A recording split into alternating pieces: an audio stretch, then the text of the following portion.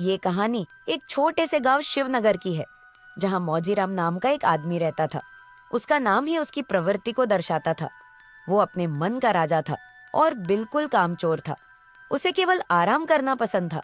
वो दिन भर या तो सोता रहता या फिर इधर उधर घूमता रहता था। मौजीराम के पिता शंकर प्रसाद बेहद मेहनती और ईमानदार इंसान थे। उसकी माँ बचपन में ही उसे छोड़कर चली गई थी। तब से उसके पिता ने ही उसकी और एक बेटी गीता की देखभाल करके उन दोनों को बड़ा किया था। लेकिन बेटे की ऐसी आदतों ने उन्हें अंदर तक तोड़ दिया था। एक दिन मौजीराम बैठा रहता है। बेटा, तुम मेरी मेहनत का मूल नहीं समझते हो। मैंने तुम्हें कितनी बार समझाया, लेकिन सब बेकार। ये जीवन आराम करने के लिए नहीं है। मेहनत करने से ही सुख और सम्मान मिलता है। अगर तुम ऐसे ही रहोगे तो आगे क्या करोगे? मैंने तुम्हारा नाम मौजीराम इसलिए नहीं रखा कि तुम मौज करो। अरे पिताजी, आप इतनी चिंता मत किया करो। मैं तो अपनी जिंदगी मस्त तरीके से जी रहा हूँ। वैसे भी इंसान को अपने जीवन में हमेशा खुश रहना चाहिए। इस प्रकार शंकर प्रसाद जी ने मौजीराम को कई बार समझाया, लेकिन मौजीराम पर इसका कोई भी असर नहीं हुआ। वो अपने पिता के बातों से संतुष्ट नहीं था। एक दिन शंकर प्रसाद जी कहीं जा रहे थे। रास्ते में उनकी मुलाकात हरि प्रसाद से होती है। और भाई शंकर प्रसाद, कहाँ जा रहे हो? आजकल गांव में भी टहलने के लिए नहीं आ रहे हो? क्या बताओ भाई, हरिप्रसाद मेरा लड़का तो मेरी बात सुनता ही नहीं है। हर वक्त सोता रहता है या फिर आवारगर्दी करता रहता है। मैं तो परेशान हो गया हूँ। ऐसे कब तक चलेगा? मुझे तो कुछ समझ में ही नहीं आ रहा है कि मैं उसे कैसे सही रास्ते पर ले चलूं। देखो शंकर प्रसाद, मेरे ख्याल से अब इसका एक ही इलाज है कि तुम उसकी शादी कर दो। जब उसके ऊपर जिम्मेदारी आएगी तो शायद उसकी आलसी आदतें ठीक हो जाएं। तुम सही कह रहे हो। शायद यही इसका हल है। मैं जल्दी ही उसके लिए कोई अच्छी सी लड़की ढूंढता हूँ। इतनी बात होने के बाद शंकर प्रसाद जी वहां से चले जाते हैं। कुछ ही दिनों बाद शंकर प्रसाद जी ने कोमल नाम की लड़की से मौजीराम की शादी कर देते हैं। कोमल बहुत ही सुंदर और मेहनती लड़की थी। कोमल जैसी लड़की के आने से मुझे पूरा यकीन है कि मौजीराम का आलस्य दूर हो जाएगा।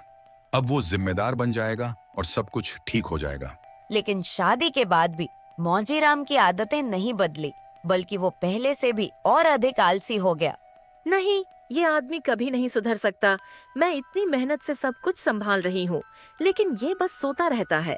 अपने पति के इन आदतों से कोमल बहुत परेशान हो चुकी थी। एक दिन कोमल अपने ससुर शंकर प्रसाद जी के सामने अपनी परेशानी रखी। मैंने आज तक आपके सामने कुछ नहीं कहा।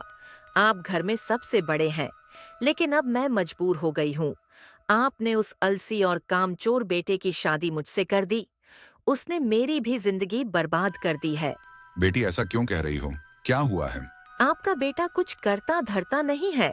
सारा दिन घर में पड़ा रहता है। आपको क्या लगा था कि सिर्फ शादी कर देने से वो सुधर जाएगा? उसने मेरी भी जिंदगी का चैन छीन लिया है। बेटी, लेकिन तुम चाहती क्या हो? मुझे साफ साफ बताओ। मैं चाहती हूँ कि वो कोई काम करे, अपनी जिम्मेदारी को समझे। देखो बेटी, वो तुम्हारा पति है। तुम उसे प्यार से समझाओ, शायद वो बदल जाए। ससुर जी, मैं तो समझा समझा कर पागल हो चुकी हूँ। वो मेरी सुनते ही कहाँ है। सारा दिन बस घर में पड़े रहते हैं या पागलों की तरह इधर उधर घूमते रहते हैं। लेकिन उसके पिता शंकर प्रसाद जी मजबूर थे। वो अपने बेटे के बारे में पहले से ही जानते थे, लेकिन फिर भी इस तरह दिन बीतते गए, हालात और खराब होते गए। कुछ दिनों बाद शंकर प्रसाद जी का देहांत हो गया। उनके जाने के बाद सभी लोगों को बहुत दुख हुआ, लेकिन उनके जाने के बाद मौजीराम को और भी छूट मिल गई, क्योंकि अब उसे कोई कुछ कहने वाला नहीं था। एक दिन मौजीराम घर में लेटकर आराम कर रहा था। उसे इस तरह आराम करता देख कोमल का गुस्सा 7वें आसमान पर पहुंच गया और गुस्से में बोली, आपको शर्म नहीं आती है क्या? पूरे गांव के मर्द सुबह उठते ही अपने अपने काम पर चले जाते हैं। उनकी पत्नियां चैन से जीती है, लेकिन मैं जब से इस घर में आई हूँ, एक पल के लिए भी सुकून नहीं मिला। अरे तुम कैसी बातें कर रही हो कोमल? तुम जानती हो मैं कब से काम की तलाश कर रहा हूँ, लेकिन जहां भी जाता हूँ वहां छोटे मोटे काम ही मिलते हैं, और छोटे मोटे काम करना मुझे पसंद नहीं है। और मैं करूंगा तो कोई बड़ा ही काम करूंगा।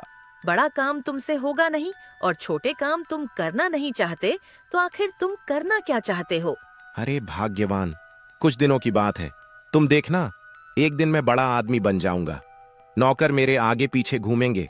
तुम बस समय का इंतजार करो। बस भी करो, तुम तो बच्चों की तरह बहाने बनाते हो। तुम मेरे पति हो, लेकिन पति वाली कोई बात है ही नहीं तुम में। अरे कोमल, क्यों मुझे बच्चों की तरह डांट रही हो? मैं तुम्हारा पति हूं। तुम्हें तो मेरी इज्जत करनी चाहिए। इज्जत इज्जत उसकी होती है जो घर में कुछ पैसे कमा कर लाए।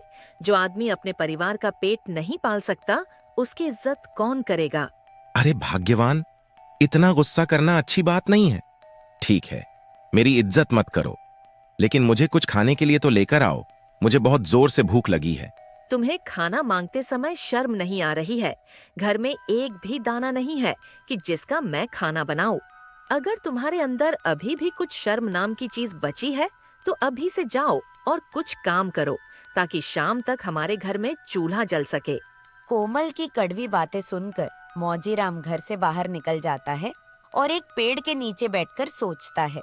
अब मैं क्या करूं? मेरे पास ना ही कुछ काम है और ना कुछ पैसा है। अब तक तो मैं उधार लेकर काम चला रहा था, लेकिन अब मुझे कौन उधार देगा? अब तो सभी लोगों ने मुझे ताने देना शुरू कर दिया है। लग रहा है इस बार मुझे अपने पुराने दोस्त रमेश से मदद मांगनी पड़ेगी। एक वही है जो मेरी हर वक्त मदद करता है। इतना सोचकर मौजीराम रमेश से कुछ मदद मिल जाए, इसी उम्मीद से उसके घर चल देता है। कुछ ही समय में उसके घर आ जाता है। और भाई रमेश, कैसे हो? मुझे तुमसे कुछ मदद चाहिए थी। मेरे घर की हालात बहुत ही खराब है।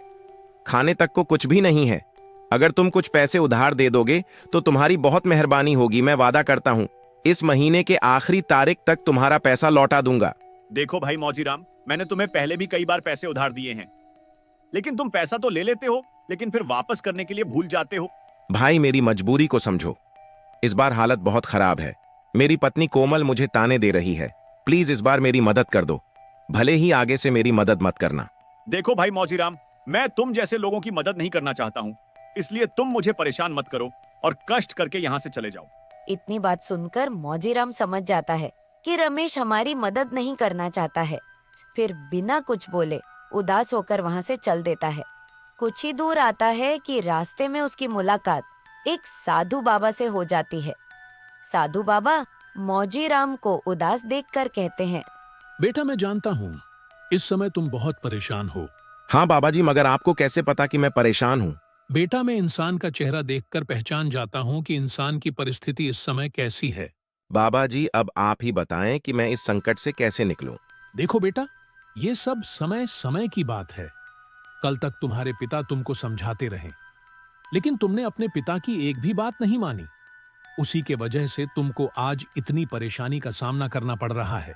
बाबा, मुझे अब अपनी गलती का एहसास हो गया है।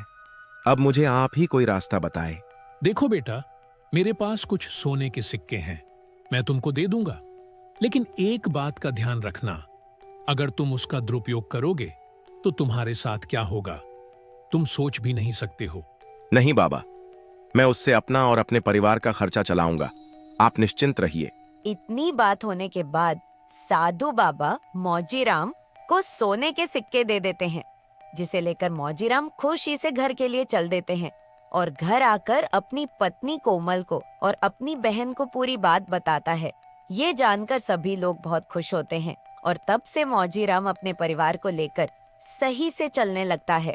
अगर आपको यह कहानी पसंद आई हो तो इसे लाइक करें, शेयर करें और हमारे YouTube चैनल सच्ची कहानी को सब्सक्राइब जरूर करें। राधे कृष्ण।